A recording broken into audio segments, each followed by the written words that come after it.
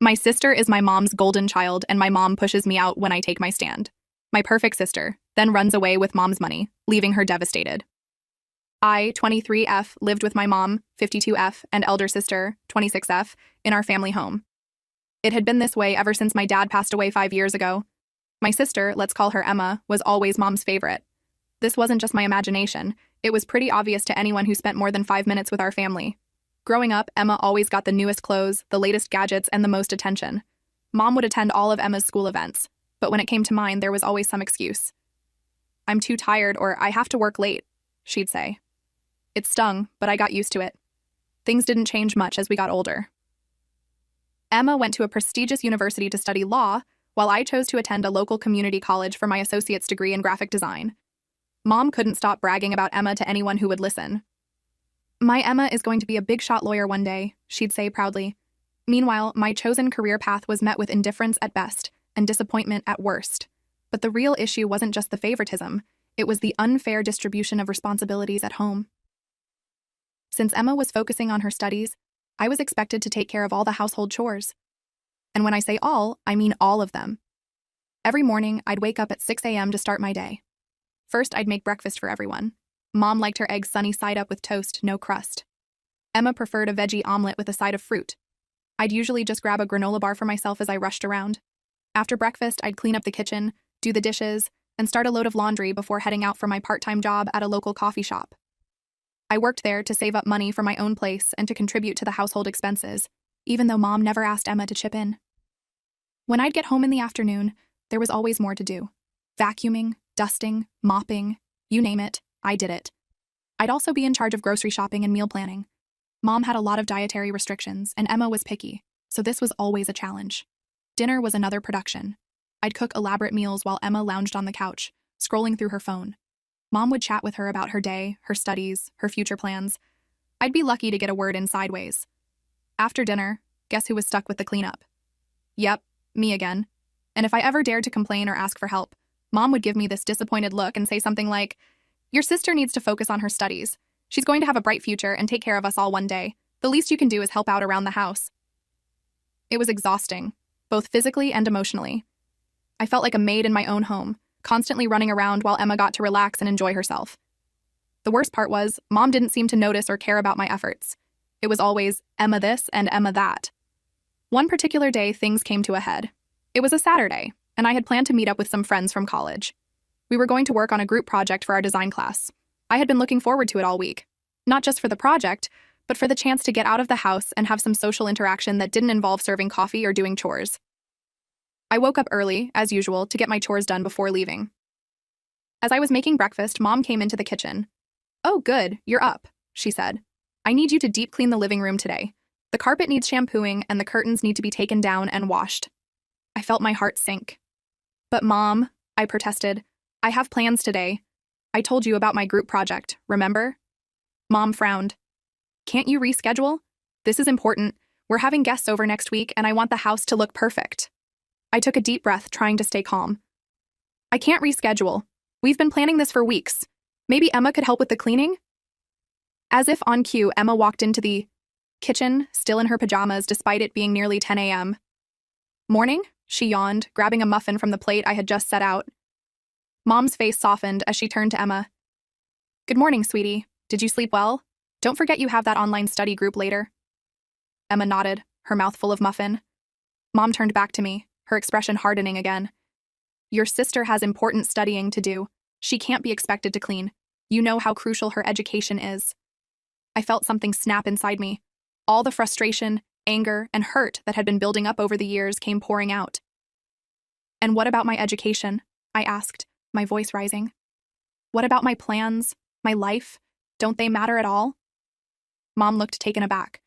"Of course they matter, but—" I cut her off. "But not as much as Emma's, right? Never as much as Emma's." Emma, who had been watching this exchange with wide eyes, finally spoke up. "Hey, don't drag me into this. It's not my fault Mom asks you to do the chores." That just made me angrier. "No, it's not your fault, but you've never once offered to help. You just sit back and let it happen." Mom tried to intervene. "Now, let's all calm down. There's no need to—" But I was on a roll now. Years of pent-up emotions were spilling out, and I couldn't stop them. No, Mom. I'm done calming down. I'm done being the maid in this house. I'm done being treated like I'm less important than Emma. I'm done with the favoritism, the unfair expectations, all of it. I turned to Emma. You want to know why Mom never asks you to do chores? It's because she thinks you're going to be this big success and take care of her in the future. That's a lot of pressure, isn't it? But hey, at least you get to relax now while I do all the work. Emma's face flushed. That's not fair. I work hard at my studies. And I don't? I shot back. I'm working part-time, studying, and doing all the housework. When do I get to focus on my future? Mom tried to step in again.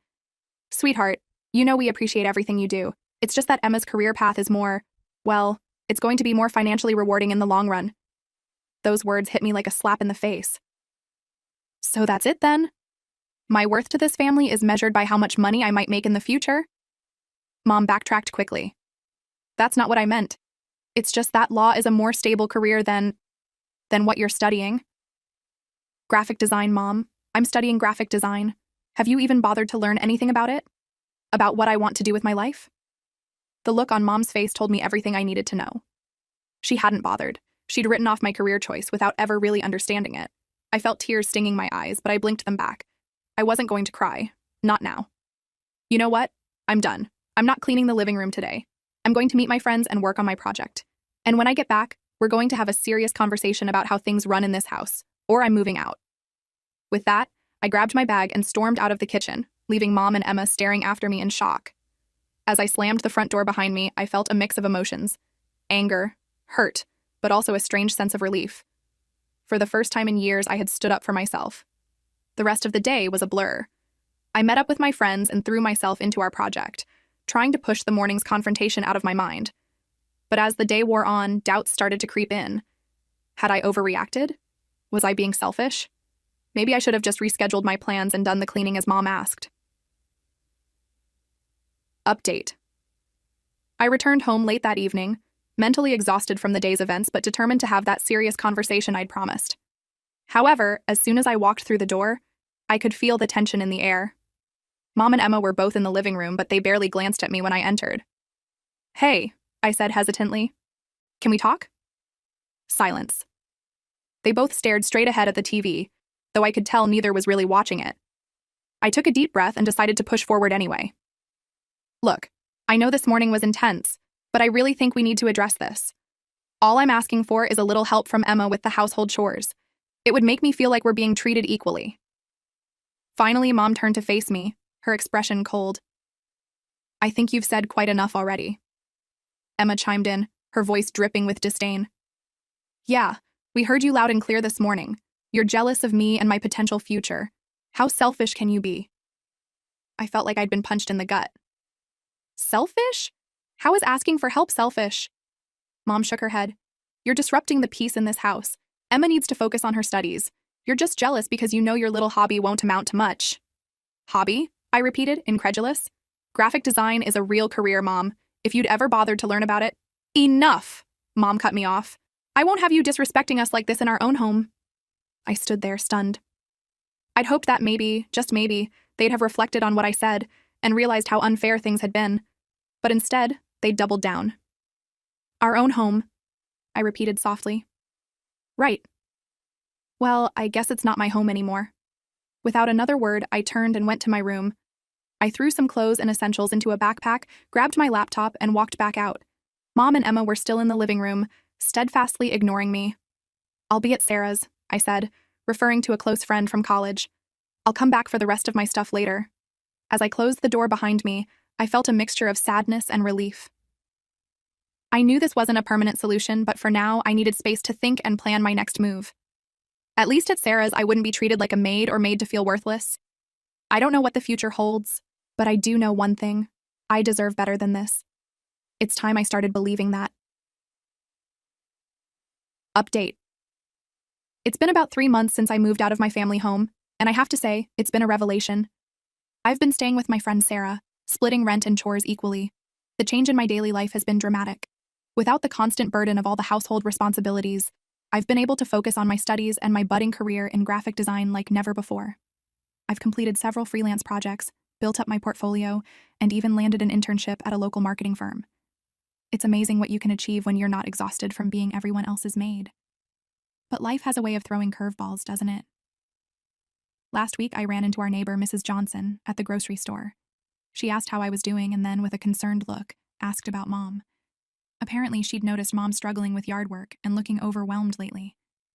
I offered to help, Mrs. Johnson said, but your mother insisted she was fine. I thought maybe Emma was helping her out. I felt a pang of guilt, quickly followed by frustration. Of course, Emma wasn't helping. Why would she start now? But that wasn't even the biggest shock. Mrs. Johnson, in her well-meaning but gossipy way, dropped another bombshell. And how is Emma doing with her studies? I hope that situation with Professor Andrews hasn't affected her too much.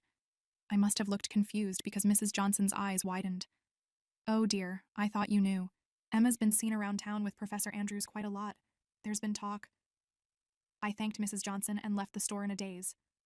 Emma, my perfect sister who was supposed to be focusing on her bright future-in-law, was fooling around with a professor?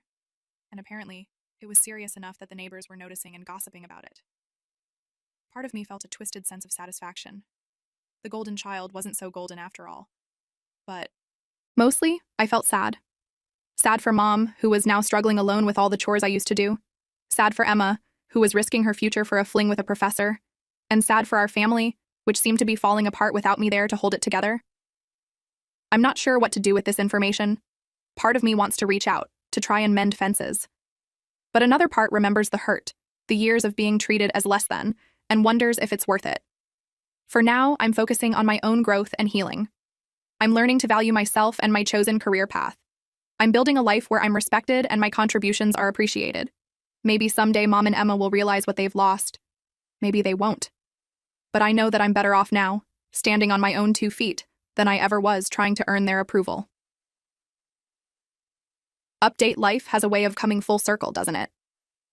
6 months later, just when I thought I had everything figured out, the universe decided to throw another curveball my way. It was a quiet Sunday evening. I was working on a freelance project when my phone rang. It was Mom. I hesitated before answering. We hadn't spoken much since I left. When I picked up, I was met with the sound of my mother sobbing uncontrollably.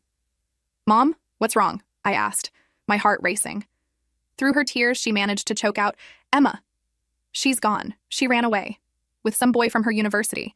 And she took most of my savings." I felt like I'd been drenched with cold water. Despite everything, Emma was still my sister, and hearing that she'd done something so reckless and hurtful was shocking. "I'm coming over," I said, already grabbing my keys. When I arrived at my childhood home, the sight nearly broke my heart. The house was a mess, nothing like the immaculate home Mom had always maintained. And Mom, she looked like she'd aged years in just a few months. As soon as she saw me, she broke down again. I held her as she cried, feeling a mix of emotions I couldn't quite sort out. When she calmed down, Mom looked at me with red-rimmed eyes. "I've been such a fool," she said softly. "These past few months, they've opened my eyes. I was so wrong about so many things. About Emma, about you." She took my hands in hers. "You were always the responsible one, the one I could count on. And instead of appreciating you, I took you for granted. I'm so sorry, sweetheart." I felt tears welling up in my own eyes. This was the acknowledgement I'd always wanted, but never thought I'd get. "I know I don't deserve it," Mom continued, "but I need you. Would you consider coming back home? I promise things will be different." Part of me wanted to refuse, to protect myself from potentially being hurt again. But looking at Mom, vulnerable and genuinely remorseful, I knew I couldn't turn my back on her. "Okay, Mom," I said softly. "I'll come back. But things really do need to be different this time." She nodded eagerly, relief washing over her face. "They will be, I promise." So here I am, back in my childhood home. It's strange and a little uncomfortable, but also oddly comforting. Mom and I are learning to communicate better, to appreciate each other. She's taken a genuine interest in my graphic design work, even asking me to teach her some basics. We're working together to clean up the house and sort out the financial mess Emma left behind. It's not easy, but we're managing. As for Emma, we haven't heard from her. I hope she's safe, but I can't help feeling angry at her for what she's done. I'm continuing my freelance work and my internship, and Mom is respecting my time and space to do so. It's a delicate balance, but we're figuring it out day by day. I don't know what the future holds. Part of me is still wary, still protecting my heart. But another part is hopeful. Maybe, just maybe, this is the fresh start our family needed. It's not the happily ever after I might have once imagined, but it's real. And for now, that's enough.